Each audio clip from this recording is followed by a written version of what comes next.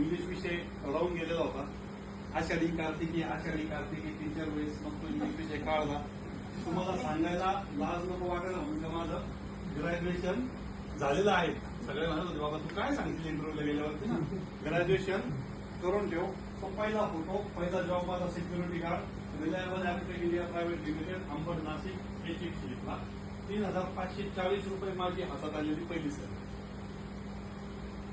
2016ला ज्यावेळेस लग्न ठरलं त्यावेळेस ऑफिस एक्झिक्युटिव्ह होतो. चहा द्यायला, झेरॉक्स मारायला, बिली द्यायला, बँकेत जायला, पैसे काढून आणायला. आता सॅलरी होती 9,500 रुपये. 9,500वरती कोणीही मुलगी द्यायला तयार नव्हतं. नाशिक सारख्या सिटीत 9,500वरती घर भाड्यासह मुलगी द्यायची कशी. सेकंड नंबरचा फोटो आहे. त्याच ऑफिस एक्झिक्युटिव्ह पदापासून पायऱ्या चढत सिनियर टेंडर मॅनेजर पर्यंत आलो. 2018 साली सिनियर टेंडर मॅनेजरला 65,000 रुपये मला इन हँड सॅलरी होती.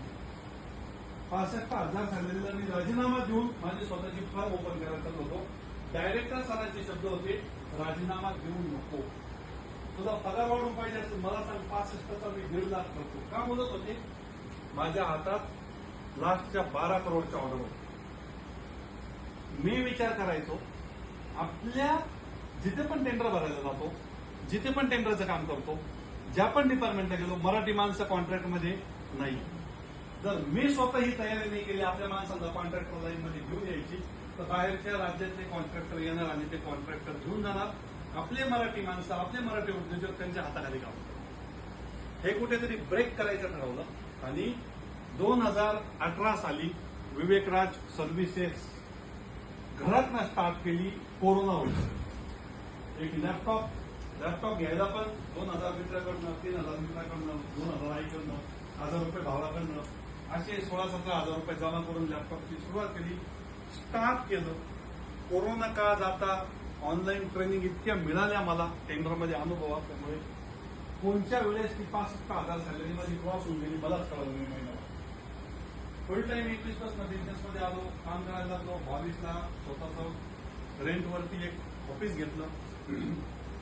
23 साली चांगल्या प्रकारे ब्रेक थ्रू मिळाला. महाराष्ट्र शासनाने मला अपॉइंट केलं, माझं काम बघितलं आणि 23 पासून जी कंपनीने ग्रीप पकडली आज जवळपास 40ची टीम सगळी काम 7 राज्यांमध्ये काम चालतं.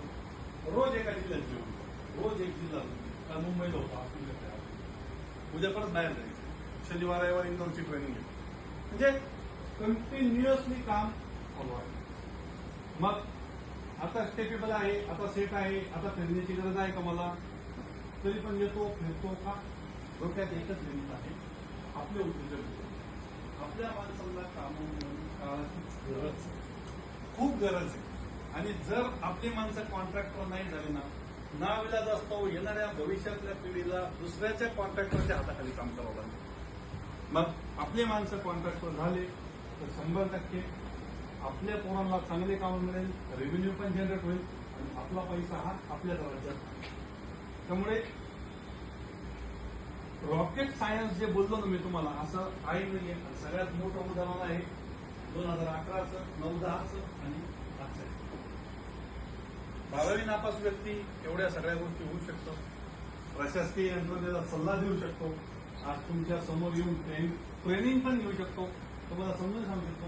आता माझ्यापेक्षा तुम्ही खूप सगळे चांगले शिकलेले, तुम्ही सुद्धा इझिली करू शकता. काही असं याच्यामध्ये रॉकेट सायन्स नाही. फक्त सुरुवात करायला थोडीशी हिंमत लागते, जास्त नाही, थोडीशी हिंमत लागते कुठेतरी. ती हिंमत फक्त आपल्यामध्ये आली ना का आपण करूया, करून तर बघूया. हा शब्द ज्यावेळेस येईल ना का करून तर बघूया, ते काम करू शकतो. आणि हे क्षेत्र असं, याच्यात एकच बिझनेस नाहीये. कन्सल्टंट वेगळा, कॉन्ट्रॅक्टर वेगळा. कोणी ISO प्रमाणपत्र काढलंय का? ISO किती रुपयाला येतं कोणाला माहिती का? 2 प्रकार असतात ISOचे.